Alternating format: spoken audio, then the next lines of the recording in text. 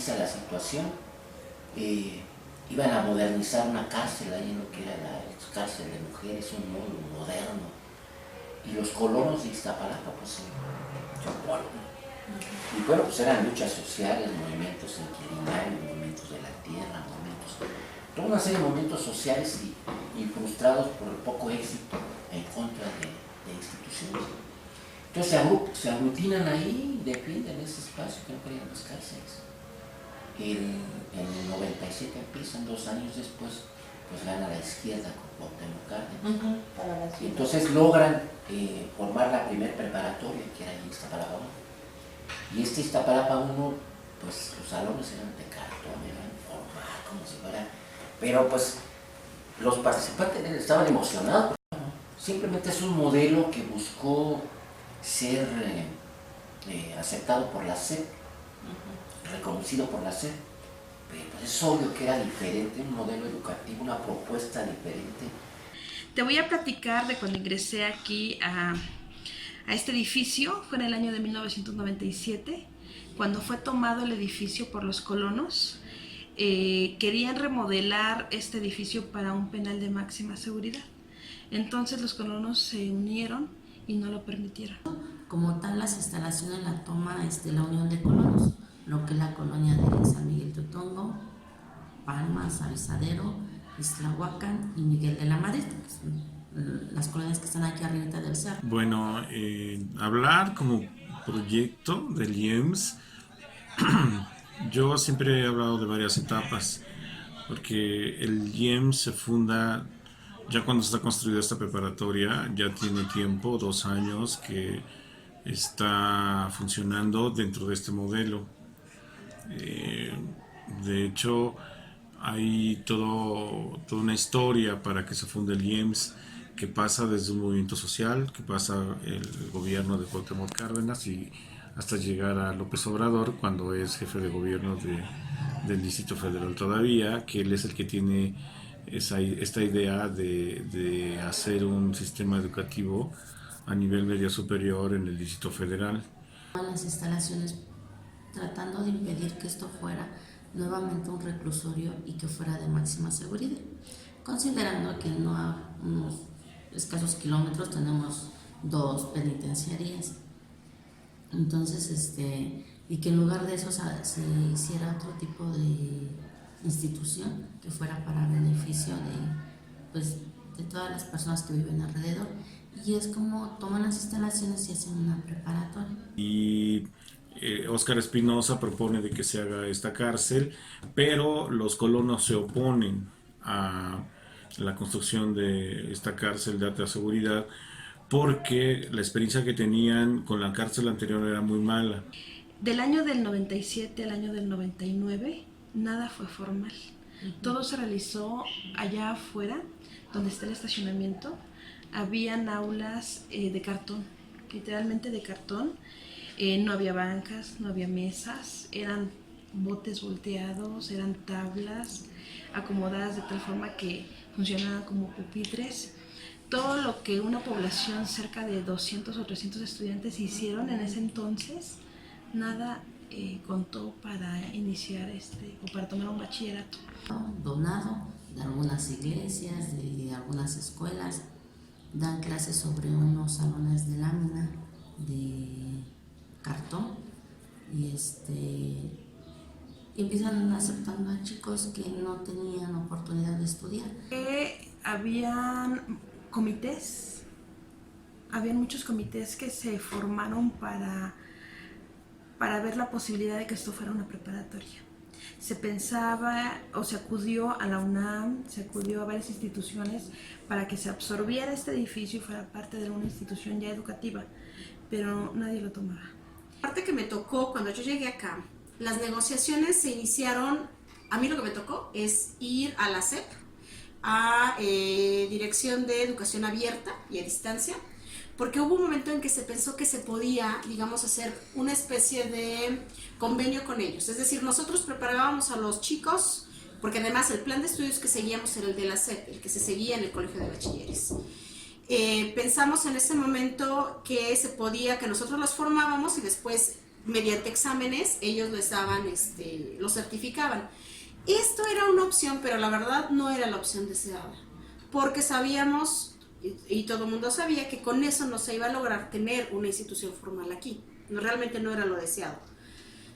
Empecé a hacer todo el trámite para el reconocimiento y creación del IEMS. Está a cargo de la maestra Guadalupe Lucio. Hasta allí. Fue hasta el año del 99 que ya se considera que se tome esto como una preparatoria, se dice, del gobierno del Distrito Federal. Una idea de que el modelo educativo que debía seguir ese sistema de bachillerato acá, pues debía funcionar o servir o dar respuesta a las necesidades de los jóvenes. Buscar el registro. Bueno, se buscó con el Poli, con la UNAM, con la UAM, que en ese momento había todo un rumor acerca de que la UAM estaba haciendo su bachillerato.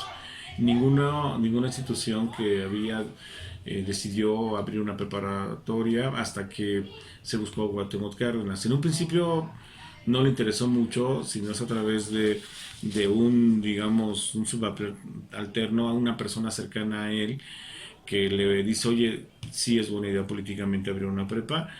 La gente que, digamos, los estudiantes que duró en ese tiempo, en este apoyo, fueron al caso 240 estudiantes que ingresaron a primer semestre porque no se les tomó en cuenta nada y tuvieron que volver a iniciar un sistema de bachillerato.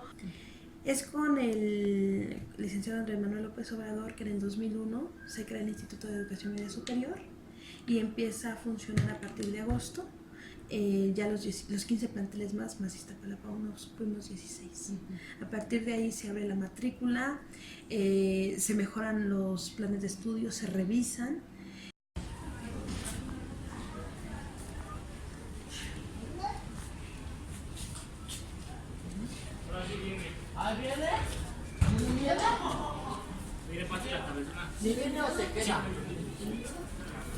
La modalidad semiescolar en todas las 22 preparatorias que tiene el sistema de bachillerato del gobierno del DF se cuenta con una segunda modalidad que surge en el 2007. En el 2007, dado que teníamos una necesidad de atender a la población que requería de bachillerato, que no había sido aceptada en la Comipems, pero que tampoco se había quedado en nuestro sistema, en el IEMS, entonces se decidió optar por una modalidad flexible que fuera semipresencial, donde los estudiantes pudieran acceder a concluir su bachillerato, tanto aquellos que dejaron de estudiar por mucho tiempo o recién egresados de la secundaria, o aquellos que tenían trunco el bachillerato. Fue en un momento de universalización del bachillerato y además de que como había mucha demanda se tenía que atender a esta población. Se usaban las instalaciones que no eran ocupadas por la modalidad escolar, siendo obligatorio trabajar los días sábados, puesto que los sábados es inhábil para la modalidad escolar y los recursos pues están, como es el mobiliario, el inmueble. Los 16 planteles con la modalidad semi empezó a trabajar, es el mismo plan de estudios, es el mismo tiempo y es el mismo certificado. La diferencia es de cómo operamos.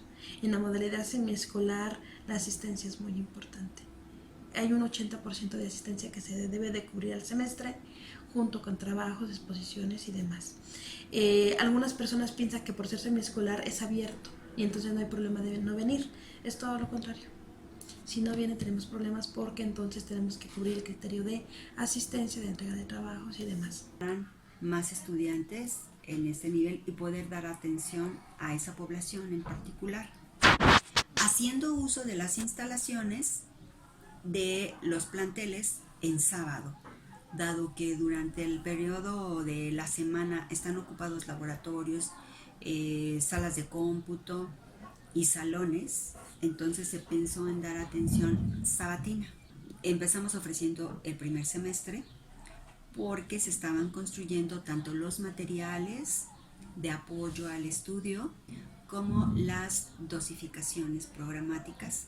Y a la par íbamos caminando a la vez que íbamos dando atención. Se crearon los materiales de apoyo, las dosificaciones, se evaluaba en línea. Posteriormente se dieron algunas clases entre semana. Creo que empezamos con POE y cómputo, después siguió filosofía y matemáticas y se ofrecían unas entre semana y otras en sábado. Lo bonito de del SEMI, los jóvenes lo dicen aquí, en lugar de SEMI le dicen el símil. Digo, oigan jóvenes, ¿por qué símil? Dice, pero pues, ¿por qué es lo mismo que el escolar? Bueno, el plan académico más o menos es lo mismo. Dice, mucho mejor y más barato para el gobierno. Está el secreto de esto, es mejor y más barato. Ellos buscan ahorros, yo estoy de acuerdo en el gasto público.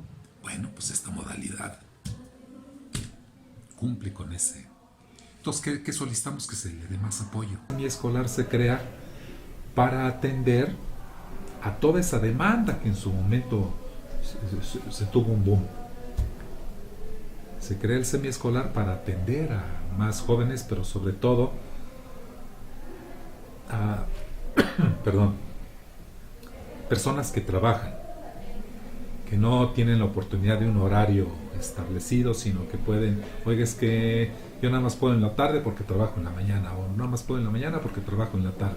Entonces aquí les damos opción y con eso también favorecemos la deserción.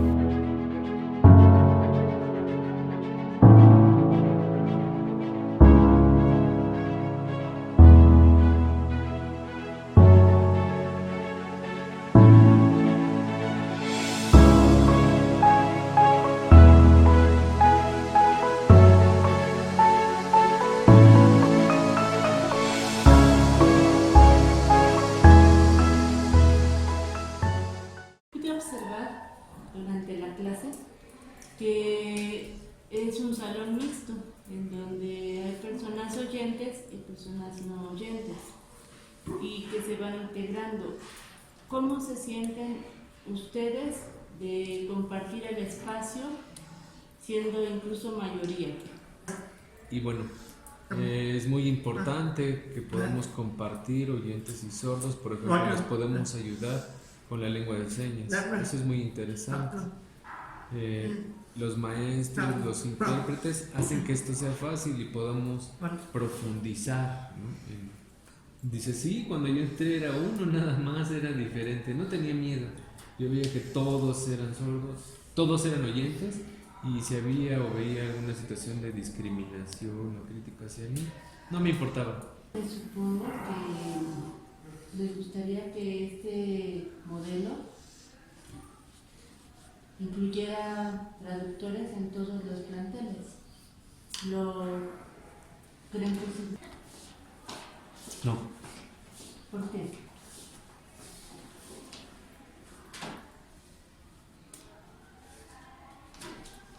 Ahorita es solo un plantel, dice, para las diferentes alcaldías, por ejemplo, aquí, ¿no? En Iztacalco sí hay intérprete. ¿Pueden ir a otro lado? No. ¿Por qué? Pues el director no sabe, ¿no? Ahorita si va a haber apoyo, va a haber el recurso para poder lograr eso. Por ejemplo, en Tlalpan hay un sordo, ¿no? Había una mujer sorda que quería, y entonces no habría derechos humanos a denunciar, porque aquí en la escuela tiene que haber intérprete. Por ejemplo, no hay apoyo, ahorita no hay apoyo para otras escuelas. Por ejemplo, eso se puede tomar como discriminación, porque yo como estudiante de un lugar de la ciudad tengo que ir hasta otro como Iztacalco solo por ser sordo, ¿no? Entonces, ¿dónde vives? Si están muy lejos, vivo en Iztapalapa, en Escaposalco, en Cuatro Caminos, en Satélite. y tengo que venir hasta acá porque no hay intérprete en otros lados. ¿Cómo ha sido tu experiencia dentro del modelo educativo del IEMS? Me parece buena experiencia. A pesar de que yo soy ya adulto mayor, me abrieron las puertas y ha sido una fantástica la experiencia, buen respeto de mis compañeros jóvenes, a veces casi niños algunos. Ha sido mucho respeto y muy buena experiencia. Habilidades y competencias que tú como estudiante, pues a lo mejor en mi caso yo apenas las conocía y yo me iba asombrando de la capacidad que yo tenía para aprender, para redactar, para crear. Los conocimientos que yo adquirí aquí, la verdad sí me sirvieron bastante para la educación a nivel superior. Pues en primera instancia las necesidades educativas.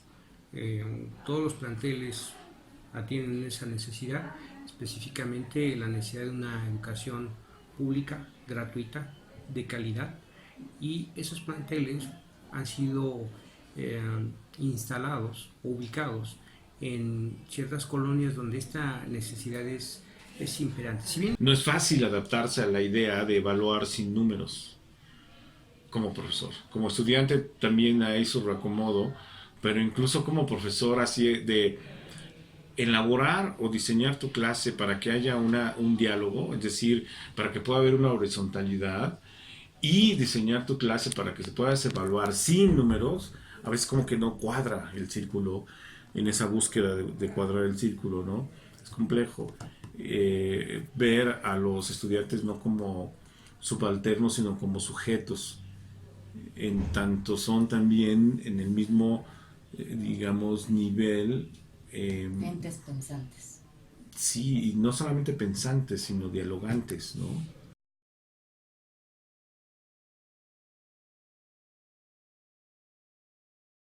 De acuerdo al modelo educativo que compartimos con la UACM en cuanto a las líneas, a los ejes formativos, en cuanto a la no discriminación, la gratuidad, ¿no?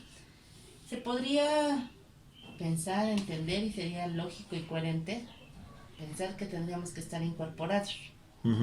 Porque la Universidad de la Ciudad de México funciona como eso, como una universidad estatal, y las universidades estatales tienen incorporadas a sus preparatorias estatales, y esta vendría a conformar una preparatoria estatal, porque el Distrito Federal, aun cuando tenía asentadas casas de estudio de diversas universidades, no tenía una propia como estado, porque no lo éramos una entidad ahí rara, híbrida.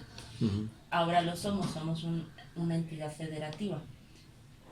¿Por qué no nos incorporamos? ¿Por qué no se siguió la incorporación en un solo proyecto? Por cuestiones políticas. Por las propias autoridades del PRD,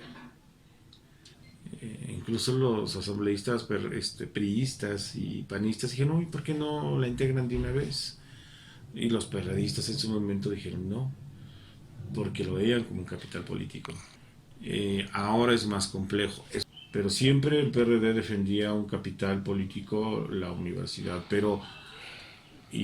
más bien la preparatoria, pero más que por un proyecto educativo, es como una oficina mucho más que otras que se oponen. Mucha gente del instituto pues quiere eso, pero en la UACM incluso están estas cuestiones de estatus, ¿no? Y quiénes esos que quieren llegar a quitarnos, ¿no?, nuestro estatus, incluso, o sea, sin ninguna razón, ¿no? O sea, hay comentarios de por qué van a ganar lo mismo un maestro de preparatoria que un maestro de universidad.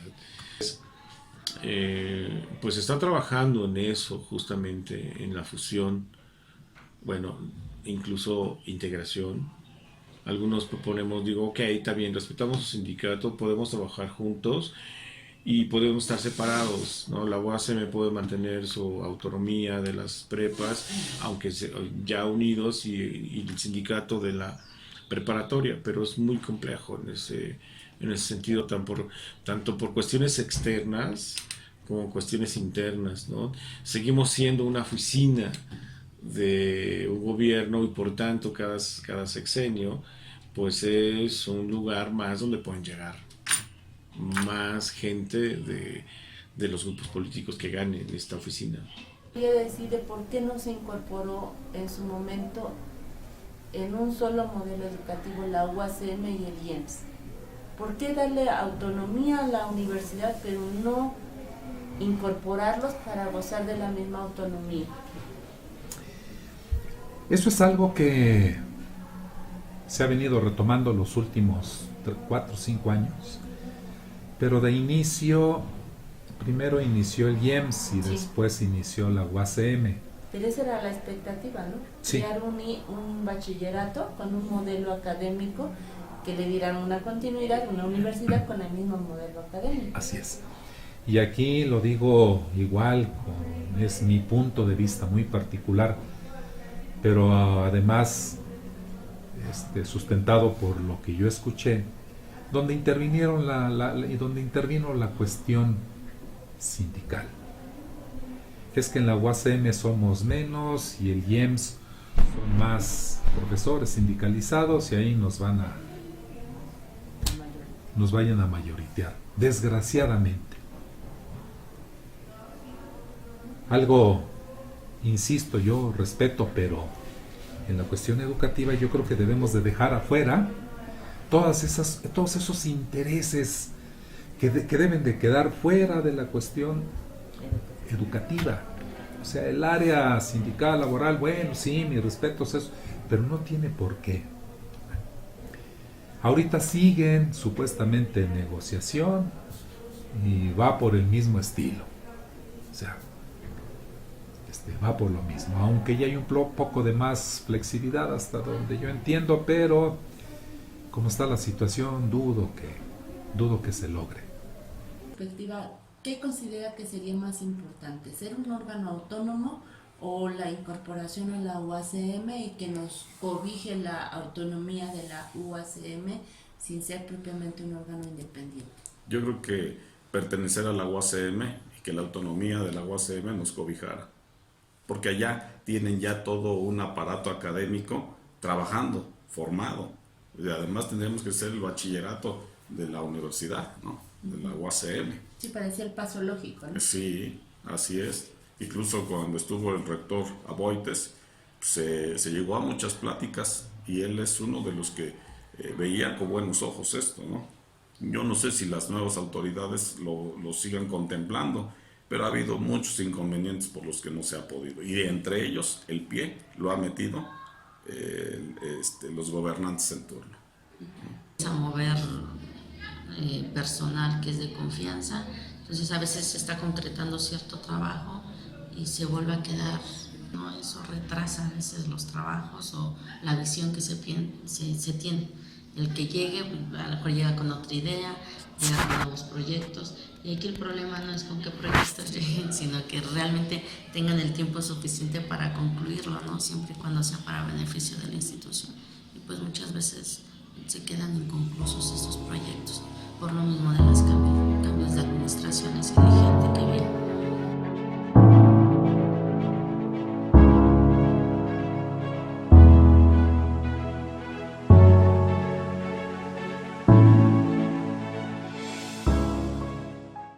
Creo que es muy importante recordar que este proyecto surgió a la sombra de un proyecto político, ¿no?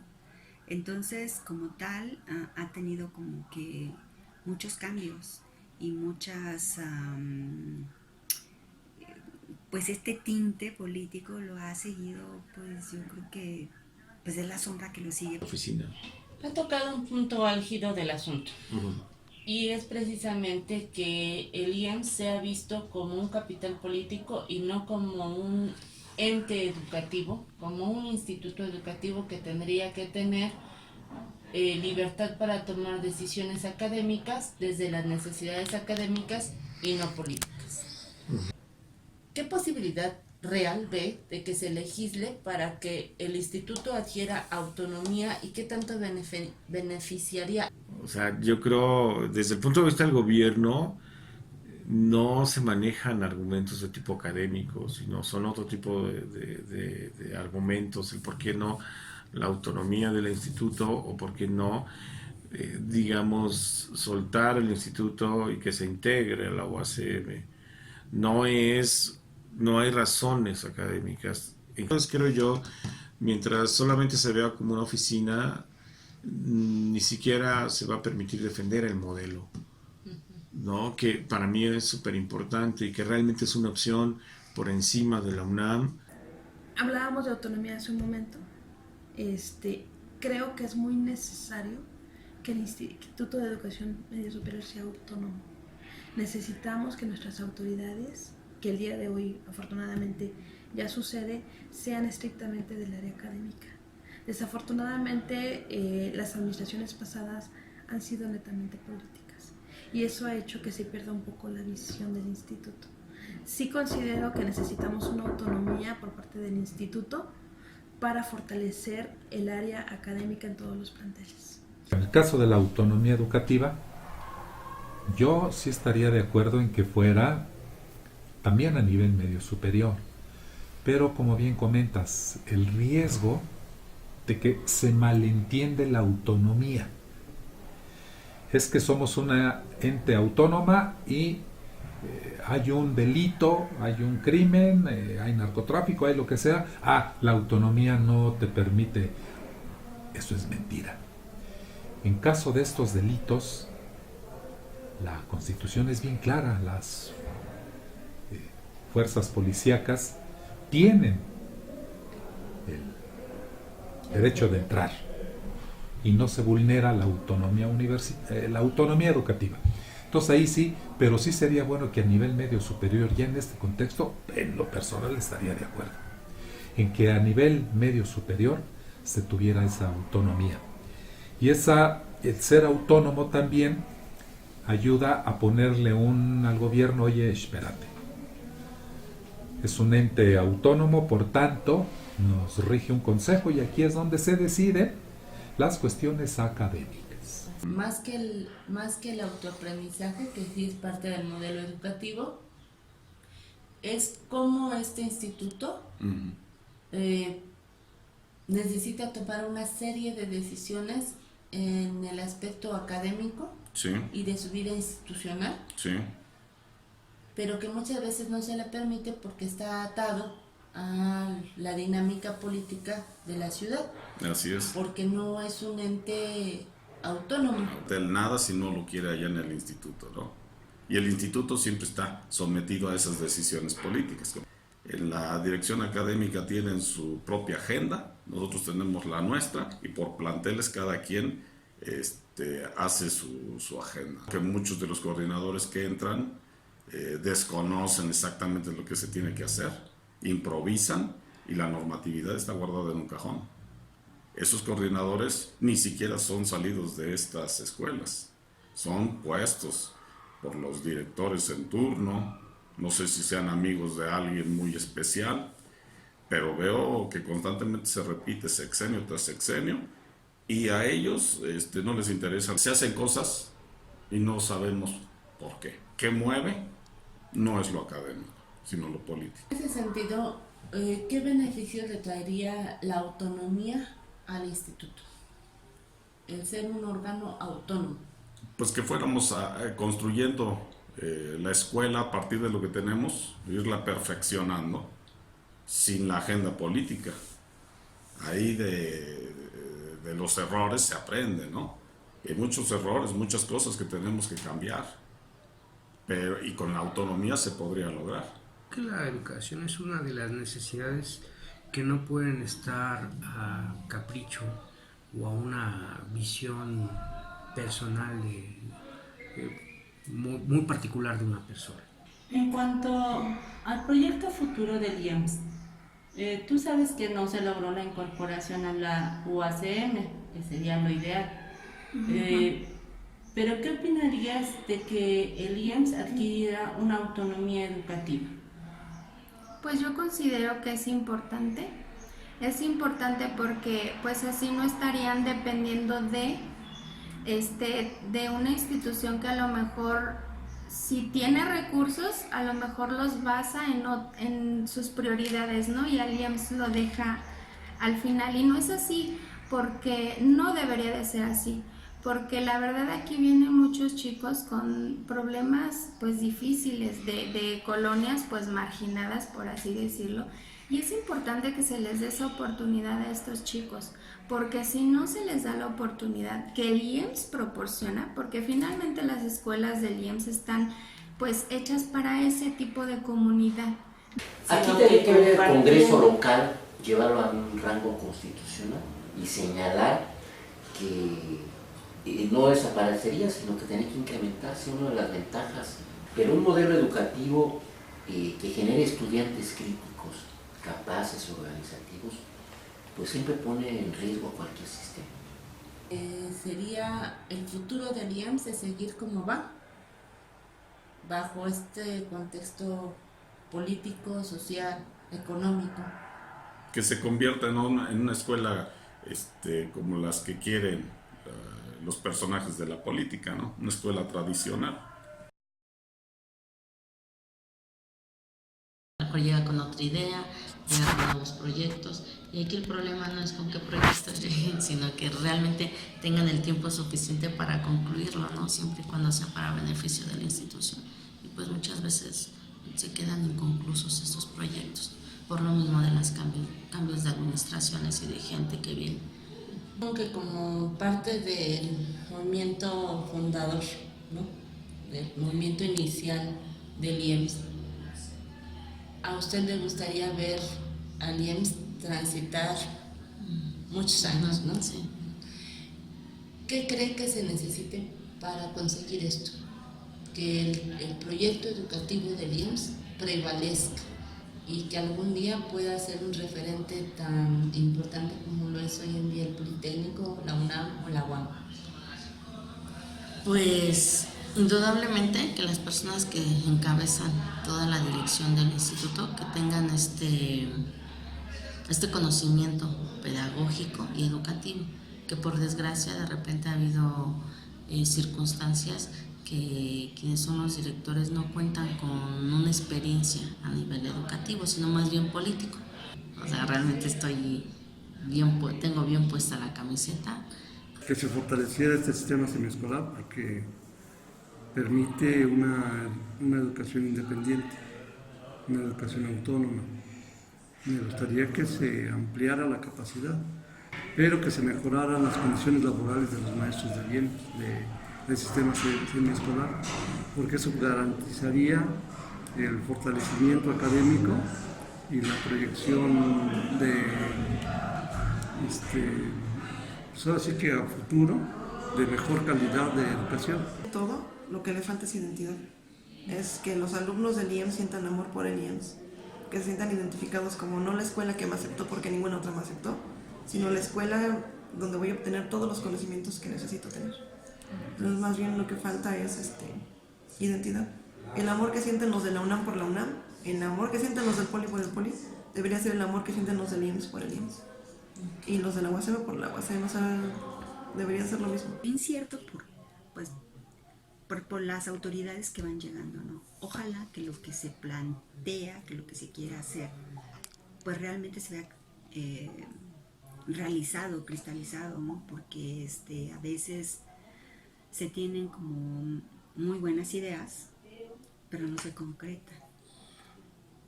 Entonces ahorita hay pues ideas no muy claras que no han llegado a todos. Se tiene deseos de consolidar, de mejorar. Pues ojalá el tiempo les alcance. Como en muchos ámbitos de la vida política y social y económica, yo creo que hay mucha incertidumbre de hacer. Sí. Desde un punto de vista de político, ¿no? A veces no es muy buenas señales las que dan. Cada estudiante se forja, lucha, avanza, estudia, crece, y lo que nosotros tenemos que buscar es que se vayan con las mejores herramientas para el futuro. Entonces yo lo único que le diré a la comunidad es, somos uno solo y tenemos que fortalecernos todos juntos. No puedo hablar de semiescolar sin pensar en el escolar. Claro. Y no puedo hablar del escolar sin considerar el semiescolar. Ambos damos fuerza a un plantel y todos somos un instituto. Claro. Que forma parte de un proyecto desde su origen, tiene el anhelo de verlo crecer, fortalecerse y prevalecer. Es su perspectiva. Bueno, pues sobre eso, más que mi perspectiva, es una perspectiva que muchas personas, incluido el ingeniero Pérez Rocha, lo han dicho ya en su momento, que de hecho el ingeniero Pérez Rocha, el proyecto que él tenía era que tanto el IEMS como la UACM fueran una institución autónoma. Por los tiempos en que tuvo que darse esto, en que tuvieron que acelerar muchas cosas, tuvo que surgir la UACM con una estructura distinta y con una historia distinta a la del IEMS, en paralelo pero distintas.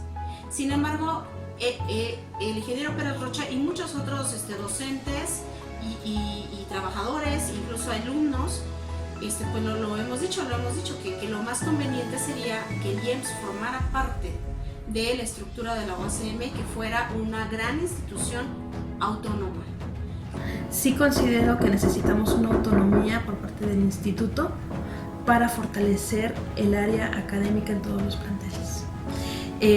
Mi visión obviamente es, creo que a nivel instituto podríamos mejorar varios aspectos, repito, de manera académica, y con eso atraer a más jóvenes y fortalecer la permanencia y el egreso.